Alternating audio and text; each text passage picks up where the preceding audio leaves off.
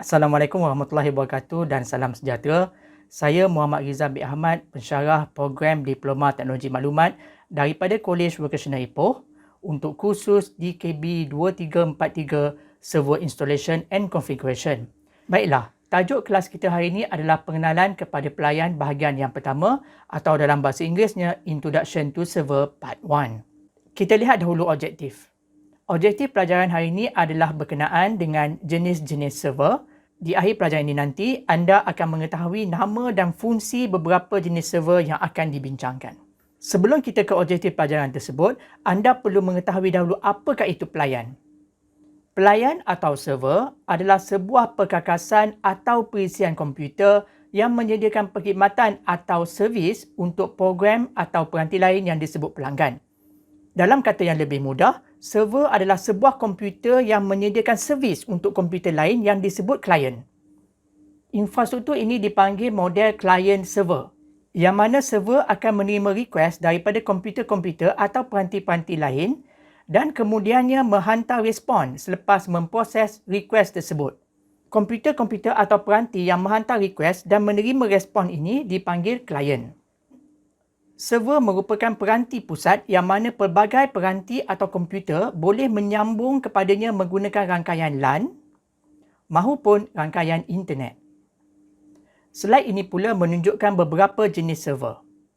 Terdapat logon server, file server, print server, database server dan web server. Seterusnya, saya akan menerangkan satu persatu jenis server berkenaan.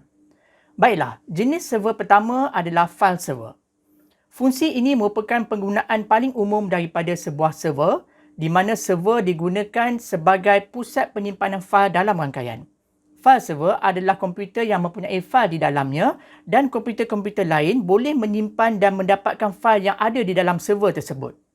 File server juga menjamin keselamatan seperti hak akses fail. Maksudnya di sini, pengguna yang tidak diberi akses oleh pentadbir rangkaian ke atas satu-satu fail tidak akan dapat mencapai atau mengakses fail berkenaan. Sistem sandaran atau backup fail juga dilakukan oleh file server untuk memastikan fail tersimpan dengan selamat. Print server pula adalah komputer yang mengurus printer yang disambung kepada rangkaian. Dalam erti kata lain, print server mengongsikan printer-printer tersebut kepada semua komputer di dalam rangkaian. Oleh yang demikian, pengguna komputer di dalam rangkaian itu boleh menekan butang print dan mencetak dokumen menggunakan printer yang dipilih oleh pengguna tersebut. Di sini, print server akan menghantar print request atau request cetakan kepada printer tersebut. Fungsi seterusnya print server adalah mengawal akses pengguna kepada pencetak dan menghalakan dokumen kepada pencetak. Maksudnya di sini, hanya pengguna yang diberi akses kepada satu-satu printer itu saja boleh menggunakan printer tersebut untuk pencetakan. Berikut ini kita lihat proses yang berlaku ketika sesuatu klien menghantar request menerusi print server untuk mencetak dokumen menggunakan satu-satu network printer. Langkah pertama adalah print server menerima request daripada klien menerusi satu sambungan. Setelah sambungan diwujudkan, print server akan spool print job daripada klien. Print server seterusnya akan mengubah print job yang diterima tadi kepada queue job dan menghantar job berkenaan kepada printer untuk pencetakan. Jenis server ketiga yang akan kita pelajari hari ini adalah DHCP server. DHCP merupakan singkatan untuk Dynamic Host Configuration Protocol. Fungsi DHCP server adalah mengumpulkan atau dalam bahasa Inggerisnya assign alamat IP kepada host rangkaian. Katakan, gambar ini menunjukkan rangkaian bagi organisasi di mana saya bertugas. Sekiranya organisasi saya hanya terdiri daripada sebuah komputer klien dan sebuah komputer server, seperti dalam gambar ini, maka saya boleh setkan alamat IP-nya secara terus. Contohnya 192.168.0.1 untuk server dan 192.168.0.2 untuk klien. Bayangkan jika organisasi saya mempunyai berpuluh-puluh atau beratus-ratus komputer. Tentu sukar untuk saya setkan alamat IP tiap-tiap komputer tersebut satu persatu. Maka di sinilah DHCP server akan memudahkan kerja saya, yang mana alamat IP setiap klien akan disetkan secara automatik oleh DHCP server tersebut. Contohnya 192.168.0.2 untuk komputer saya tadi, 192.168.0.3 untuk komputer ini, .4, .5, .6, .7, .8 dan begitulah seterusnya. Jom kita lihat bagaimana DHCP server melaksanakan fungsi tersebut. Apabila komputer klien dipasang dan disambungkan ke rangkaian, klien yang belum disetkan alamat IP-nya akan mencari DHCP server di dalam network. Proses ini dipanggil DHCP Discover. Apabila DHCP server dapat dicari dan dihubungi, ia akan menawarkan alamat IP yang masih tersedia atau masih available. Contohnya 192.168.0.3. Proses ini dipanggil DHCP Offer.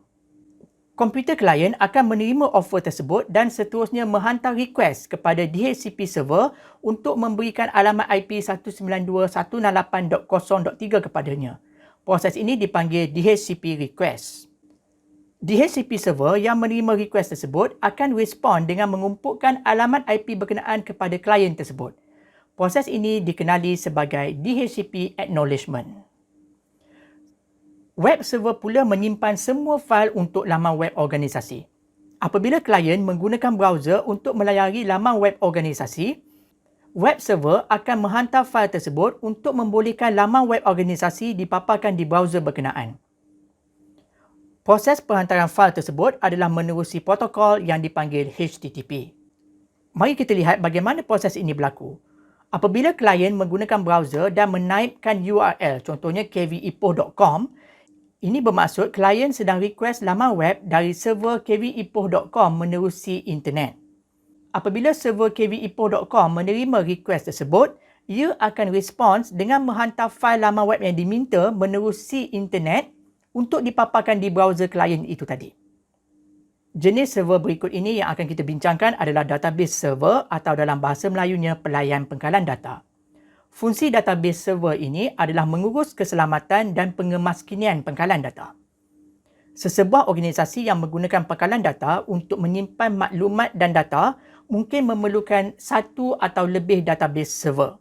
Katakanlah di Kolej Vokasional Ipoh, pengguna komputer di pejabat iaitu staf pejabat dan pensyarah di makmal skor menggunakan pengkalan data tertentu di sebuah database server. Misalnya, staf pejabat menggunakan pengkalan data untuk urusan kewangan kolej, manakala pensyarah skor menggunakan pengkalan data untuk markah pentaksiran pelajar.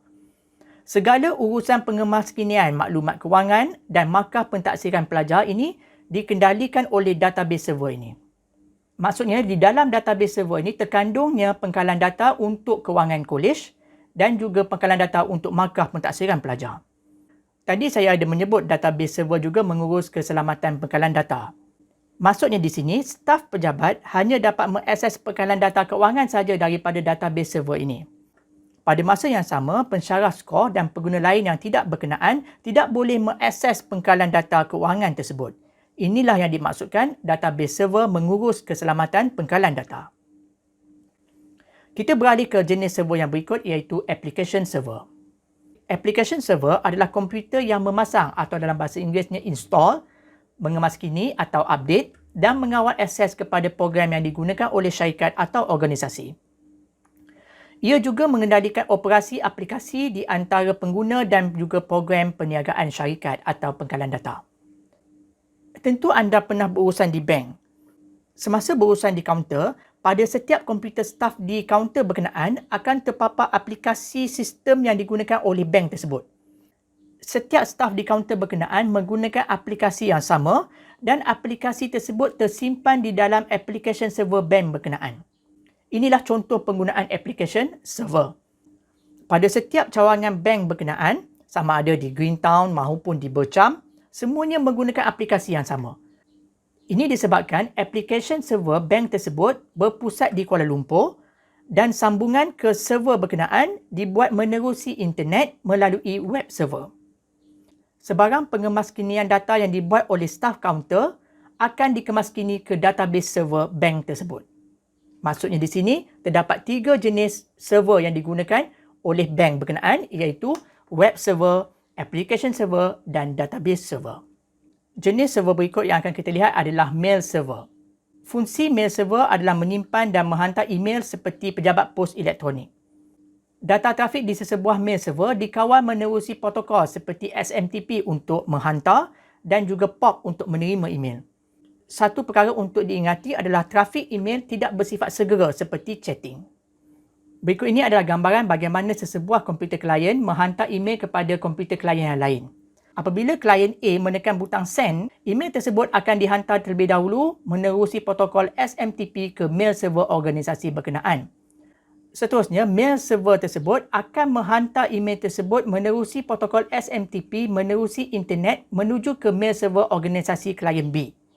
Apabila mail server klien komputer B ini menerima email tersebut, ia akan menghantar email tersebut menerusi protokol POP kepada klien komputer B.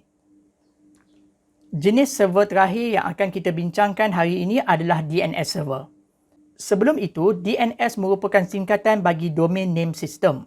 Oleh itu, DNS server adalah Domain Name System Server. Fungsi DNS server adalah menukarkan nama domain ke alamat IP. Contohnya, apabila anda melayari internet dan menaip URL sebuah laman web, katakanlah www.example.com. Apabila anda menekan kekunci Enter, komputer anda akan menghubungi DNS server di internet bagi mendapatkan alamat IP bagi www.example.com. Dalam kes ini, DNS server memberi respon bahawa alamat IP untuk www.example.com adalah 12.34.56.78.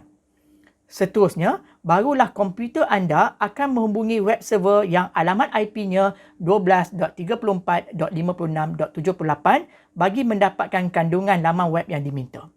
Sebentar tadi adalah fungsi DNS server di dalam internet. Mari kita lihat pula fungsi DNS server dalam organisasi.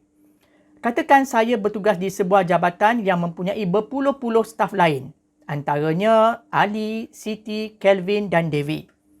Alamat IP komputer saya adalah 192.168.0.5 dan setiap komputer staf lain juga mempunyai alamat IP mereka yang tersendiri.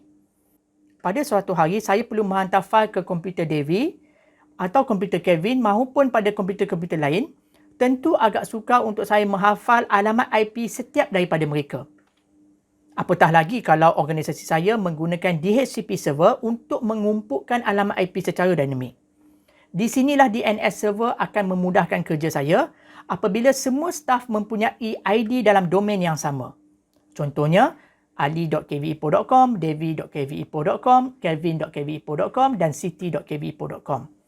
Jadi, di dalam DNS server ini akan tersimpannya directory yang mengandungi ID dan nama domain setiap komputer staf ini beserta alamat IP masing-masing. Justru itu, untuk menghantar fail kepada komputer Devi, saya hanya perlu menghantar request ke devi.kvipo.com. Sekian dulu pelajaran hari ini. Saya berharap anda telah memahami beberapa jenis server yang telah dibincangkan tadi. Sekiranya anda mempunyai sebarang pertanyaan, boleh ajukan ke email saya di rizalkvi@gmail.com. Semoga kita berjumpa lagi.